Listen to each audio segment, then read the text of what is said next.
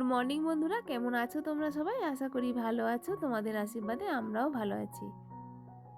তো আজকে হলো তো বন্ধুরা, আমার না বারটা একদমই ভুলে গেছি। আজকে কী বার একদমই মনে নেই। কেন কি বলো তো? কারণ এই ভিডিওটা না অনেক দিন আগে করা ছিল, তো সেই কারণে ছেলের শরীর খারাপের জন্য শুধুমাত্র না শেয়ার করতে পারিনি। তো যাই হোক, বারটা ভুলে গেছি, তাতে কোনো অসুবিধা নেই। তো এখন ঘড়িতে প্রায় 9টার মতো বাজে। তো এখন থেকে তোমাদেরকে সাথে নিয়ে ভিডিওটা স্টার্ট করলাম। তো আশা করি তোমাদের ভিডিওটা কিছুটা হলেও ভালো লাগবে। তো সকালবেলা ঘুম থেকে উঠে বাসি কাজকর্ম যেগুলো ছিল সেগুলো সব কিছু কমপ্লিট হয়ে গেছে। আর এই তো রান্নাঘরে চলে এসেছি, এসে একটু টিফিন করে নিচ্ছি। তো সকালে একটু বাঁধাকপি তরকারি করব আর একটু রুটি করব। তো সকালে একটু ভারী টিফিন করব। তো আজকে বাঁধাকপির তরকারিটা একটু অন্যরকমভাবেই করছি। তো আলু আর বাঁধাকপিটাকে না প্রেসার কুকারের মধ্যে সেদ্ধ করে নিয়েছি, নিলে কী বলো তো তাড়াতাড়ি রান্নাটা হয়েও যাবে। আর খেতে না দারুণ টেস্ট হয়েছিল, মানে নতুনভাবে করলাম তো খেতে খুবই ভালো লেগেছিলো। তো আজকে আবার অনুষ্ঠান বাড়ি রয়েছে, তো সেই কারণে রান্নাবান্নার খুব একটা ঝামেলা নেই। তবে তোমার দাদাভাই যাবে না, আমি আর মেয়ে যাব।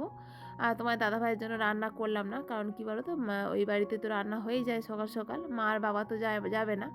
তো ওখানেই তোমার দাদাভাই খেয়ে নেবে। তো এদিকে আমাদের সকালে সবাই টিফিন খাওয়া কমপ্লিট হয়ে গেছে। তো এবার স্নান টান করে তোমাদের সঙ্গে পরে দেখা হচ্ছে। তো বন্ধুরা, ড্রেস টেস পরে রেডি হয়ে গেছি। তো এখন যাচ্ছি একটু শ্রাদ্ধ বাড়িতে, মানে আমাদের পাশে বাড়ি মারা গেছে, মানে 2-1 বাড়ি পরে। তো আজকে অনুষ্ঠান রয়েছে, ওখানেই যাচ্ছি।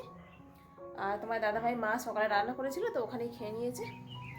আর একটু ছাপা শাড়ি পরলাম, এই শাড়িটা পরেই যাবো, পাশাপাশি তো বেশি দূরে নয়। তো চলো। আর এই দেখো চোখটার অবস্থা দেখো, চোখের মধ্যে একটা কি পোকা ঢুকেছে না, চোখটাকে না পুরো জ্বালা জ্বালা করে একদম চোখটা লাল হয়ে গেছে একটা। তো চলো, ওখানে গিয়ে আর ভিডিও করতে পারবো না, কারণ হচ্ছে শ্রাদ্ধ বাড়িতে ভিডিও করলে একটা কেমন না, তো সেই কারণে। তো এসে আবার তোমাদের সঙ্গে দেখা হচ্ছে। আর এই তো বাড়িতে চলেও এসেছি, আর একটু মটর ভিজিয়ে রাখছি।